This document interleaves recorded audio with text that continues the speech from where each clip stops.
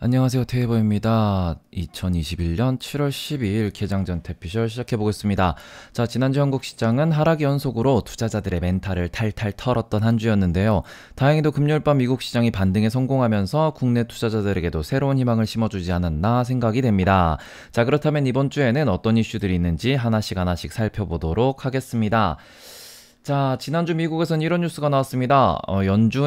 연준이 지금 취급하고 있는 영래포가 1조 3천억 달러까지 증가할 수도 있다라는 이런 소식인데요. 어떻게 보면 시장에는 엄청난 유동성이 공급되고 있는 상황입니다. 그 덕분에 자산 가격은 코로나 팬데믹 상황 속에서도 빠르게 원상복귀가 되었죠. 거기에다가 소비 역시 빠르게 살아나기 시작을 하면서 어떻게 보면은 자산 가격이 정상화되었다라고 보실 수 있습니다. 자, 그러면서 오히려 코인 시장의 버블도 이것 때문에 또 야기가 됐다라는 이야기도 있고, GM이나 AMC 같은 경우에도 뭔가 밈 주식이라는 단어로 조금 불리고 있죠. 이런 것들도 양산이 됐다. 이게 전부 다 유동성이 많기 때문이다 라는 건데요. 이러한 문제점을 인지한 연준에서는 유동성 회수를 위해 가지고 영래포라는 금리를 소폭 인상을 했습니다. 자, 이게 무슨 소리냐 그러면은 시장에 풀린 유동성이 이게 그 상업은행을 통해서 다른 곳으로 가는 게 아니고 다시 연준으로 들어오면은 일정 금리를 준다, 뭐 이런 식으로 해석을 하시면 될 것 같은데, 요게 엄청난 기세로 성장하고 있는 상황입니다. 말 그대로 달러가 넘치고 넘쳐서 더 이상 갈 곳이 없는 상황이다 라고 해석을 하시면 될 것 같은데요. 자, 그만큼 글로벌 자산 시장이 위나 아래가 모두 막혀 있는 상황이다 라고 보셔야 될 것 같습니다. 그러면서 이제 지표들을 우리가 꾸준히 추적을 하셔야 될 것 같은데, 일단은 지난주에는 이제 금요일날 도매 재고라는 게 발표가 됐습니다. 1.3% 증가했다라는 겁니다. 월가 예상을 상회했다라는 것, 즉 말 그대로 재고가 예상치보다 많이 늘었다라는 겁니다. 자, 그러면서 시장은 어떻게 보면은 수요와 공급으로 돌아가는 것입니다. 수요 대비 공급이 부족해지면 재고가 감소하죠. 수요 대비 공급이 충분하고 많아지면은 재고가 증가합니다. 자, 도매 재고가 증가했다라는 거는 공급이 많이 되고 있다, 제조가 수요보다 많다라는 겁니다. 그렇기 때문에 어떻게 보면 이거는 경기 회복의 고점, 수요의 고점을 말하는 것일 수도 있다라는 점을 잘 기억해 주셨으면 좋겠다라는 점입니다. 자, 다음으로는 미국 시장 마감 소식입니다. 자, 미국 시장이 아주 큰 폭의 반등이 있었습니다. 이건 거의 목요일과 정반대되는 모습인 것 같은데, 어떻게 보면 하락한 종목을 찾기 힘들 정도로 좀 욕망이 가득했고, S&P 500이나 다우존스, 나스닥 모두 장 마감까지 꾸준하게 매수가 들어오면서 다우존스가 1.3%, S&P 500이 1.13%, 나스닥이 0.98% 상승하는 모습을 보였습니다. 필라델피아 반도체 지수는 1.72%나 상승을 하면서, 와, 이 정도면은 거의 뭐 우리나라 월요일날 장 죽이겠다, 뭐 이런 얘기까지, 이런 생각까지 들 만큼인데요. 요것을 우리가 어떻게 보면은 뭐 지수의 하락을 걱정을 하기보다는 현재 좀 시장 분위기가 좀 더 중요한 상황이다 라고 좀 생각이 들었습니다. 왜냐 그러면은 하락은 안 해요. 자, 지수는 여전히 신고점이고 이틀을 떨어지고 난 뒤에 하루가 반등을 했음에도 불구하고 그게 이제 조정 이후 반등이 또 한 번 이제 신고가를 썼다 라고 보실 수 있습니다. 하지만 실제로 일주일간의 좀 매매 패턴을 보시면은 애플과 아마존이 큰 폭의 상승이 있었지만 금융주나 에너지, 거기다가 뭐 알리바바 같은 중국 기업들 역시도 좀 큰 폭의 하락이 있었죠. 여기 같은 경우에는 아무래도 이제 중국 정부, 중국 당국의 규제 이슈도 있었고, 거기다가 이제 구글을 제외한 나머지 커뮤니케이션 그룹들 같은 경우에도 페이스북이나 에어비앤비 이런 곳들이 좀 소폭으로 하락을 하는 모습도 보인 한 주였습니다. 어떻게 보면은 2020년 혹은 올해 초반과 좀 많이 달라진 상황이다 라고 좀 보셔야 될 것 같습니다. 자, S&P 500을 기준으로 본다 그러면은 2020년에는 빅테크가 이제 시장을 이끌었었고, 2021년도 초에는 빅테크는 좀 횡보를 하면서 금융과 소비재, 산업재가 좀 크게 상승을 하면서 계속 지수의 신고가를 만들어냈습니다. 그리고 한두 달 동안 또다시 빅테크가 랠리를 하면서 또다시 신고가를 만들고 있는 상황이죠. 자, 즉 한국 시장도 마찬가지, 미국 시장도 마찬가지, 2020년도에는 모두가 상승을 했고, 그 다음에 2021년 초반에는 2020년도에 못 갔던 친구들이 상승을 했습니다. 그러고 난 뒤에 지금은 순환매가 이어지고 있죠. 시장에 돈이 더 들어오기 때문에 지수가 밀려 올라가는 것은 맞지만 이 상황에서도 특정 섹터가 상승하는 것이 아니고 순환매가 발생을 하고 있다. 얘가 못 갔으니 이번엔 얘가 가고, 그럼 많이 가면은 사람들이 이제 쳐다보지 않게 되는 겁니다.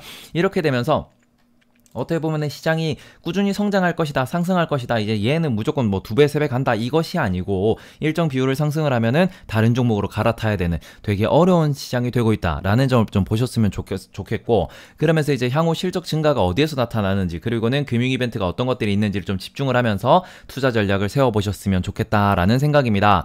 자, 다음으로는 국제유가입니다. 국제유가가 오펙 플러스 회의가 아직도 결과가 나오지 않고 있죠. 그렇기 때문에 뭐 조금씩 상승을 하고 있는 모습을 보여주고 있고, 금 가격 역시도 상승을 했습니다. 주식 올랐고요, 금 올랐고요, 국제유가 올랐고요, 원자재 역시도 대부분 상승하는 모습을 보였습니다. 미국 시장, 영국 시장 모두에서 구리가 1.8% 정도 상승을 했고, 농산물은 조금 약한 모습을 보이긴 했어요. 그래도 뭐 크게 하락을 하는 모습은 아니었고, 거기다가 딱 한 가지만 하락을 했죠. 무엇이냐? 10년물 국채 금리입니다. 미 국채 금리가 하락을 했습니다. 무려 5%나 하락을 했는데, 요것을 일주일로 놓고 보면은 일주일 하나, 둘, 셋, 넷, 5개입니다. 여기 1.5 근처에서 출발했던 요 금리가 지금 1.356으로 마감이 됐다라는 겁니다.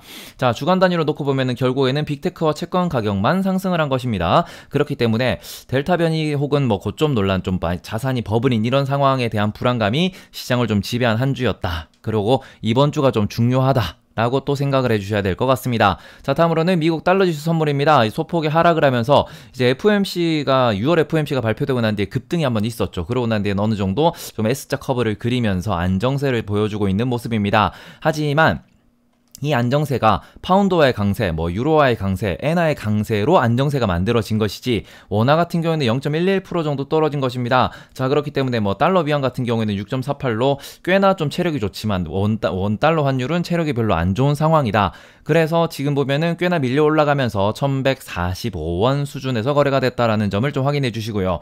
자, 이걸 보시면은 원화 방어력이 조금 약하지 않나. 이 위안화 상대로도 조금은 원화 방어력이 약합니다. 위안화가 밀려 올라간 것 비해서 원화 밀려 올라간 폭이 좀 더 큰 편이고, 그런 것들을 좀 보시면은 이게 한국 시장에 대한 희망을, 이거 어떻게 보면은 이제 이 폭이 줄어든다라는 점을 보면서 다른 그 신흥국 통화들은 더 밀려 올라가고 있으니까, 그거 대비해가지고 신흥국 중에서는 중국과 한국이 지금 대장주 역할을 하고 있다라고 보셨으면 좋겠다라는 점이고, 거기다가 이제 EWI ETF를 보시면은 0.75%나 올라왔습니다. 어떻게 보면은 쭉 떨어졌다가 완전 반등에 성공을 한 것인데, 요걸 놓고 보셨을 때는 외국인의 대량 매도는 어느 정도 멈출 수도 있다라는 예상이 되긴 합니다. 그렇기 때문에 뭔가 시장을 좀 긍정적으로 보시는 분들한테는 이게 호재로 해석이 될 것이고, 뭔가 시장을 부정적으로 보시는 분들 같은 경우에는 외국인이 이제 안 팔려나? 라는 이런 물음표로 끝날 것 같은 요런 지표들, 요런 수치들이라고 조금 해석을 해주실 수 있을 것 같아요.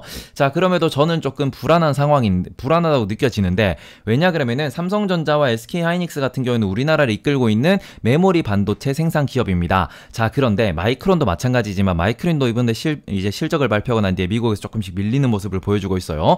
자, 그런 것들이 어떻게 보면은 2분기 혹은 3분기가 디램과 낸드 플래시의 이제 실적 고점이 될 수 있다라는 이런 예상이 많은 상황입니다. 그렇기 때문에 선반영을 예상해 봤을 때는 4분기부터 실적이 꺾일 거래. 그러면 지금부터 주가가 조금씩 밀릴 수도 있지 않겠냐. 이런 분석을 하시는 분들도 많아요. 그렇기 때문에 요 점도 우리가 반드시 기억을 해야 되고, 거기다가 뭐 우리가 대기업들을 중심으로 디지털세라는 것에 대해서도 의견이 지금 나오고 있죠. 그러면서 이제 과세권 배분이 뭐 20%부터다, 아니면 이게 얼마를 줄 것이다. 미국의 뭐 자넷 옐런 장관과 만나서 이런 얘기를 한다, 저런 얘기를 한다, 글로벌 최저 법인 세율 이런 걸 얘기를 하면서 우리나라에서 또 디지털세라는 걸 또 매길 것이다, 이런 얘기가 꾸준히 나오고 있습니다. 말 그대로 증세라는 거죠. 증세라는 거는 결과적으로는 어떻게 보면은 이제 그 실적 감소에 영향을 미칠 수 있죠. 매출을 일으킨 것에 대해서 남는 돈에서 일부분을 더 떼가겠다라고 하는 것이니까, 그러면 실적이 떨어질 수도 있다라는 요런 공포 심리가 좀 우리가 투자자 입장에서는 이해를 하시고 있어야 되는 부분이다라고 생각이 들고요. 그럼에도 불구하고 삼성전자는 연말 특별 배당까지 고려할 때는 배당률이 3%를 넘어설 것입니다. 그렇기 때문에 가격적인 측면에서는 여전히 매력적인 것도 있다라는 점을 조금은 이제 이해를 해주셨으면 좋겠습니다. 자, 그리고는 한 가지 더, 요거는 우리가 호재로 해석해야 될지 악재로 해석해야 될지 모르겠는데 아주 중요한 뉴스가 나왔어요. 이제 주말 사이에 중국에서 이제 대표적인 메모리 반도체 혹은 이제 반도체 종합 기업이었던 칭화윤희 그룹이 이제 파산 절차에 돌입을 한다라는 소식입니다. 어떻게 보면 작년이었죠. 작년 이맘때부터 이런 얘기가 꾸준히 돌았었는데, 이게 작년에 한번 디폴트 선언을 한번 했었고요. 관련돼서 채무자들이랑 이제 채권 상환에 대해서 이제 기간 조정을 좀 거치고 난 뒤에 결국에는 파산이 되었습니다. 물론 여기는 최대 주주가 공산당이기 때문에 어떻게 보면은 뭐 회사가 완전히 사라진다라는 것은 아니지만, 그럼에도 불구하고 돈을 쏟아 부었는데 그 기업이 결국 시장에서 살아남지 못했다라는 것이고요. 이런 기업들이 칭화윤희만 있느냐? 그게 아니다라는 점이 더 문제예요. 칭화윤희에서 끝나는 것이 아니고, 다른 공기업들, 이제 공산당이 직접 이제 돈을 부어서 키워 올렸던 이런 기업들이 철강이나 조선이나 이런 곳에서도 좀 파산 신청을 이제 늘어난다라고 하면은, 이게 조금 더 아시아 시장에 대한 공포가 이어질 수 있다라는 점, 혹은 글로벌 시장에서 뭔가 이게 좀 위험으로 다가올 수 있다라는 점으로 해석을 해주셔야 될 것 같습니다. 자, 그리고는 최근에는 이제 좀 논란이 되었던 그 원자재 인플레이션. 최근에 뭐 말이 없었죠? 한두 달 전에는 엄청나게 매일매일 원자재 가격에 대한 이야기가 있었는데, 최근에는 이런 얘기가 없었어요. 근데 왜냐 그러면은 지금 철강석 차트를 보시다시피 5월 둘째 주였죠. 그때 중국에서 한 차례 공산당이 큰 이야기를 했습니다. 너네 가만 안 둔다고 하는데 쭉 밀렸다가도 지금은 어느 정도 가격이 횡보하고 있는 상황이고요. 구리 같은 경우에도 이제 미국에서 인플레이션이 일시적입니다. 뭐 이게 원자재 같은 경우에는 가격이 지금 버블이 있습니다. 이러면서 왔다 갔다 밀려 내려가면서 최근에 한 달 정도 동안 횡보하고 있는 모습을 보이고 있습니다. 자, 이걸 놓고 보셨을 때는 뭐 팬데믹 이전 상황 대비 가격이 훨씬 높아진 상황에서도 밀려 내려가지 않고 있습니다. 요걸 보셨을 때는 제조업이 그만큼 이제 원자재 수요를 많이 사용하고 있다. 거기다 공급망도 지금 좀 막혀 있는 상황이다. 그러다 보니까 수요와 공급의 뭔가 이런 좀 가격 결정에 있어서 상당히 위에서 가격이 결정되고 있다라고 해석을 하실 수 있을 것 같아요. 그렇다면 향후에는 어디로 갈 것인가? 이것도 되게 중요하다고 생각을 하는데, 결국 생산을 늘릴 수 있는 원자재 같은 경우에는 우리가 목재 가격을 보시면은 지금 반토막도 더 넘게 났습니다. 고점 대비. 그렇기 때문에 결국 생산을 늘리고 공급망이 늘어난다, 공급망이 좀 확충이 된다 그러면은 가격은 하락하게 될 겁니다. 반대로 수요를 따라가지 못하는 원자재 같은 경우에는 가격이 더욱더 상승할 수밖에 없겠죠. 이런 점을 봤을 때 저는 개인적으로 국제유가와 구리 가격이 꾸준히 상승할 수 있는 그런 원자재로 생각을 하고 있습니다. 이건 뭐 제가 항상 말씀드렸다시피 국제유가는 미국의 셰일 업계의 몰락 혹은 셰일 업계에 대해서 지원의 감소, 거기다가 구리 가격 같은 경우에는 전기 시대의 확장. 그렇기 때문에 이런 점을 놓고 보셨을 때 각 원자재 수급 동향과 광산 개발, 유통 경로 같은 걸 찾아보시면서 투자 아이디어를 얻으셨으면 좋겠다라는 생각입니다. 거기다가 곡물가 같은 경우에는 이제 이거는 수요 공급보다는 이상 기후에 의한 좀 투기성 자본이기 때문에 요런 투기성 자산이니까 요런 점도 좀 참고로 하시면서 우리가 그 향후 가격에 대해서 나는 이게 오를 것 같으니까 이런 기업들에 대해서도 한번 관심을 가져볼래? 라는 식으로 접근을 해주셨으면 좋겠습니다. 자, 다음으로는 이제 글로벌 주요 증시가 대부분 상승하는 모습을 보였습니다. 자, 이런 상황에서 유로스톡스가 1.9%나 상승을 했습니다. 캐나다도 1% 가까이 상승을 했고 멕시코나 터키도 강세를 보였어요. 이런 점을 놓고 보면은 신흥국과 선진국 모두 다 이제 뭐 화수목 혹은 수목 정도 한 2, 3일 정도의 급락 이후에 반등을 한 것으로 이해를 하실 수 있을 것 같고요. 결국에는 이번 주의 움직임 자체가 매우 중요하다라고 좀 보셔야 될 것 같아요. 왜냐하면 금요일날 상승한 거는 추세적 상승이 아닌 그 전에 이제 주간에 하락했던 거를 어느 정도 금요일날 보복적으로 매수를 했다라는 정도로만 해석을 한다 그러면은 자, 월화에 또 떨어지면은 수목금엔 또 어떨 것이냐라는 이런 좀 전망이 있을 것 같기 때문에 이번 주 일정과 함께 한번 체크를 해보도록 하겠습니다. 자, 월요일에는 뭐 별다른 중요 일정은 없습니다. 그럼 이제 아무래도 미국 장이, 유럽 장이 이제 오후에 열리기 때문에 그렇겠죠. 자, 그래서 금요일 미국 장과 유럽 장이 좋았던 만큼 아시아 시장에는 조금 좋은 분위기가 있을 수도 있겠지만 문제는 주말에 칭화윤위의 파산 선언이 있었습니다. 이런 것들이 또 어떤 영향을 미치게 될지도 한번 보셔야 될 것 같고요. 그 다음에 저녁에는 유럽에서 제닛 옐런 미국 재무장관과 이제 유로존 재무장관의 회담이 있을 겁니다. 이러면서 여기에서 또 어떤 인터뷰나 어떤 또 결론이 또 얘기들이 나올 수 있기 때문에 요 점도 한번 참고를 해주셨으면 좋겠고요. 화요일에는 큰 일정이 없어요. 뭐 국내 실적 발표, 국내 기업들 실적 발표에 대해서 조금 체크를 해주셨으면 좋겠고 뭐 요 점이야 뭐 제대로 정리된 곳이 없기 때문에 다트에서 하나하나 좀 찾아보셨으면 좋겠다라는 생각이고요. 수요일 같은 경우에는 독일의 소비자 물가지수가 발표가 됩니다. 그 다음에 미국의 6월 소비자 물가지수, 중국의 6월 수출, 그 다음에 수입액이 제 장중에 발표가 됩니다. 장중일 텐데 어쨌든 뭐 이렇게 발표가 되기 때문에 이게 이제 수요일 시장에 좀 영향을 미칠 것으로 예상이 되고요. 미국에서는 JP모건 체이스와 펩시코, 그 다음에 골드만삭스의 2분기 실적 발표가 예정되어 있습니다. 그러면서 이제 IR을 하면서 우리가 자사주 매입을 얼마나 할 것이다 이런 발표가 있을 것이기 때문에 관련 기업들의 움직임을 좀 잘 살펴보셨으면 좋겠고요. 그 다음에 수요일 같은 경우에는 목요일이죠. 목요일 같은 경우에는 독일의 국채 입찰과 그 다음에 미국의 원유 재고량, 베이지북 같은 내용들이 발표가 되고요. 중국의 2분기 GDP, 그 다음에 실업률 이런 것들이 발표가 됩니다. 그렇기 때문에 우리가 장중에도 이걸 좀 체크를 해보셨으면 좋겠고, 미국에서는 목요일 새벽에 뱅크 오브 아메리카와 웰스파고, 시티그룹, 블랙록, PNC 파이낸셜의 실적 발표가 예정되어 있습니다. 대부분이 금융주죠. 그렇기 때문에 금융주 움직임을 잘 보셔야 될 것 같고요. 거기다가 이제 제롬 파월 형님이 이제 하원 증언을 합니다. 그렇기 때문에 이게 뮤얼 FOMC 이후에 뭐 이런 얘기 저런 얘기, 그 다음에는 앞으로 경제를 어떻게 바라보고 있다 이런 얘기들이 나올 것이기 때문에 요게 이제 목요일 새벽에 존재라니까 이제 목요일 장에 또 영향을 미칠 수 있다라는 점 체크해 주시고요. 그 다음에 목요일 밤에는 뭐 언제나와 같이 미국에서 그 신규 실업수당 청구 건수가 이제 발표가 되고요. 거기다가 이제 오펙의 보고서도 발표가 됩니다. 이제 국제유가 이제 오펙 플러스 회의가 이번 주에 어떻게 또 마무리될지도 지켜보셔야 될 것 같은데, 거기에다가 금요일 낮에는 또 일본에서 BOJ 기자회견도 있습니다. 이런 것들을 살펴보시면서 그 목요일에 이어서 또 금요일 새벽에는 제롬 파월의 상원 증언이 있습니다. 이런 건 좀 더 참고를 좀 해보셨으면 좋겠고, 거기다가 실적 발표로는 유나이티드 헬스그룹과 모건 스탠리, 멜론뱅크 등이 있습니다. 거의 뭐 은행, 금융 뭐 이런 쪽이, 은행이나 금융 그다음에 보험업종이 이번 주에 좀 실적 발표가 몰렸기 때문에 요 동네에 대해서 한번 체크를 좀 해보셨으면 좋겠고요. 또 지난주에 좀 많이 빠졌기 때문에 미국 투자에 관심이 있으신 분들도 미국의 금융주 들이 또 어떻게 움직일지 한번 체크해 보셨으면 좋겠습니다. 실적은 잘 나올 거예요. 자, 그 점 체크해 주시고, 마지막으로 금요일 밤에는 6월의 소비자 물가 지수가 발표가 됩니다. 거기다가 미국의 소매 판매도 발표가 되기 때문에 인플레이션과 소비 고점에 대한 이슈가 조금 더 우리가 좀 체크해 보셔야 될 것 같고, 뭐 재고 현황 이런 것도 한번 따라가 주셨으면 좋겠고요. 실적 발표로는 허니웰과 찰스 슈업 같은 곳이 있습니다. 그렇기 때문에 요것을 또 한 번씩 체크해 주셨으면 좋겠고요. 제가 또 이렇게 또 폰트도 열심히 또 바꿔봤기 때문에 이런 포인트도 한번 기억해 주셨으면 좋겠습니다. 자, 다음으로는 델타 변이에 대해서 이제 세계 각국이 다시 봉쇄령을 치고 있다라는 겁니다. 이게 어떻게 보면은 델타 변이 확산이 이제 빠르게 되고 있는데, 우리나라도 오늘부터 4단계 거리두기를 합니다. 이제 밤에는 2인 이상 모이면 안 된다라고 하는데, 네, 저는 어차피 혼자 살기 때문에 뭐 큰 상관 없을 것 같고요. 네, 형들도 힘내시길 바랍니다. 다음으로는 일본이 이제 매일 2,000명의 확진자가 발생하고 있다라는 것입니다. 일본 같은 경우에는 이제 올림픽이 얼마 안 남았는데 거의 뭐 헬게이트죠. 그 다음에 미국에서도 백신을 맞지 않는 인구를 중심으로 델타 변이가 확산되고 있습니다. 그렇기 때문에 집단 면역보다는 백신 의무화에 좀 초점을 맞추고 있고, 한국 역시도 지금 백신을 맞은 인구가 별로 안 되는 상황이죠. 그렇기 때문에 한두 달은 이제 델타 변이가 좀 확산될 수 있다라고 전망하고 있습니다. 이것에 대해서도 좀 우리가 자산 투자라는 입장에서는 좀 긴장을 하면서 바라봐야 될 것 같고요. 한두 달이라 그러면은 이건 상당히 조금 소비에서 많이 위축이 발생할 수 있다라고 생각을 하셔야 될 것 같고,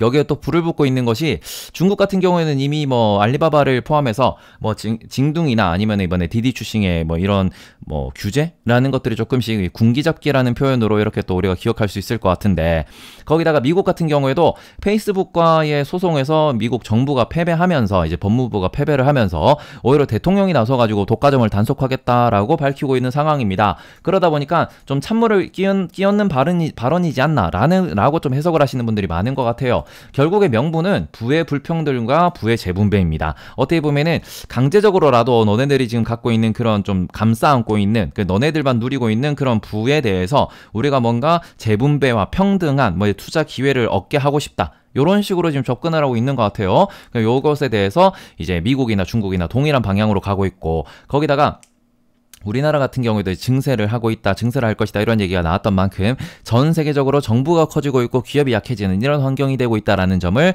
꼭 우리가 체크를 해주셨으면 좋겠습니다. 그 다음에는 이제 리처드 브랜슨이라고 있습니다. 이게 영국의 버진 그룹의 회장님이신데, 이제 그래서 버진 갤럭틱이죠. 여기에서 우주 관광에 성공했다라는 겁니다. 이제 새벽에 속보로도 들어왔는데, 이제 제대로 지구에다가 착륙을 했다 그래요. 자, 그러면서 상업적인 우주 관광의 길이 열린 것이다. 열린 때가 됐다. 상업적으로 이제 우주를 관광할 수 있다. 이런 얘기가 나옵니다. 자, 그러면서 제프 베이조스 역시도 조만간 우주를 체험하러 올라가게 됩니다. 이런 이벤트 같은 경우에는 주가 흐름에도 조금씩 테마가 될 수도 있고, 이게 또 지지난주였나요?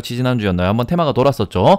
성공을 했다라는 것이기 때문에 이게 이제 활성화된다, 상업화되면 시장 규모가 얼마가 될 것이다, 뭐 이런 보고서가 나오면은 요것에 대해서도 또 한 번 또 테마가 돌 수 있기 때문에 요 점도 한번 참고해 주셨으면 좋겠습니다. 자, 그래서 마지막으로는 이제 금요일자 주요 공시 한번 볼게요. 일진다이아에서 일진하이솔루스라는 기업에 대해서 IPO 일정을 이제 확정을 지었습니다. 자, IPO 일정이 제가 기억하기로는 8월 11일인가 뭐 이렇게 되는 걸로 알고 있어요. 자, 그런데 일진 하이솔루스가 무엇을 하는 기업이냐, 차량용 LNG 탱크와 차량용 수소 탱크 1위 업체입니다. 지금도 뭐 넥소 같은 곳에다가 납품을 하고 있는 상황인데, 상당히 이제 그 일진 다이아에 대해서 수소 투자를 하셨던 분들이 일진 다이아의 자회사였던 일진 하이솔루스를 보고 투자를 하셨던 만큼 옛날부터 이제 작년부터 이쪽에 대한 관심이 좀 많았던 그런 기업이 IPO를 하게 되는 것입니다. 자, 그렇기 때문에 7월 말에 카카오뱅크, 그 다음에 HK 이노엔, 원래 CJ 헬스케어 였습니다. 컨디션을 만드는 것이죠. 거기다가 크래프톤과 카카오페이, 일진 하이솔루스, 그 다음에 롯데 렌터카를 하고 있는 롯데 렌탈까지도 IPO가 될 거예요.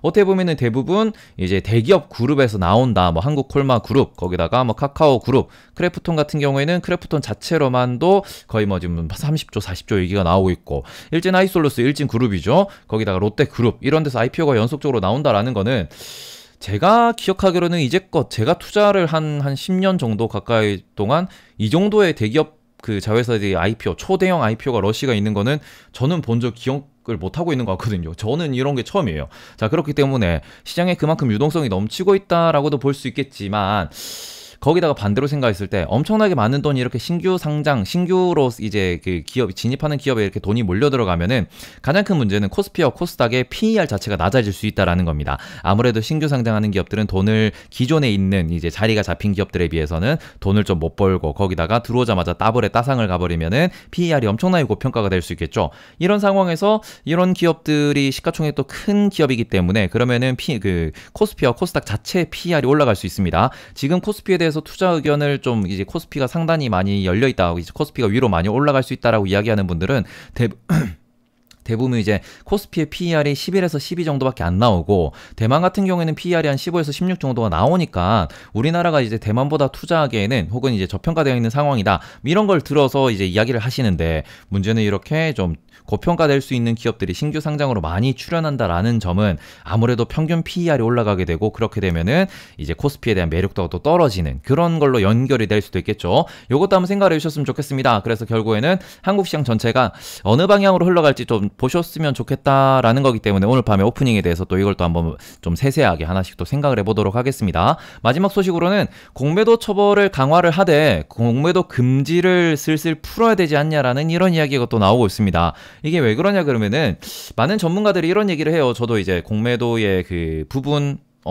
그 공매도가 부분적으로만 이게 시행이 되면서 공매도가 되냐 안 되냐를 좀 중요한 포인트로 가끔씩 설명을 드리고 있는데, 왜 그러냐 그러면은 공매도가 안 되는 기업 같은 경우에는 매출이나 이익이 별로 좀 안 나오는 기업이라고 하더라도 몇 번 테마를 타고 급등을 하게 되면은 그 급등한 자리에서 빠지지가 않아요. 근데 왜 안 빠지느냐?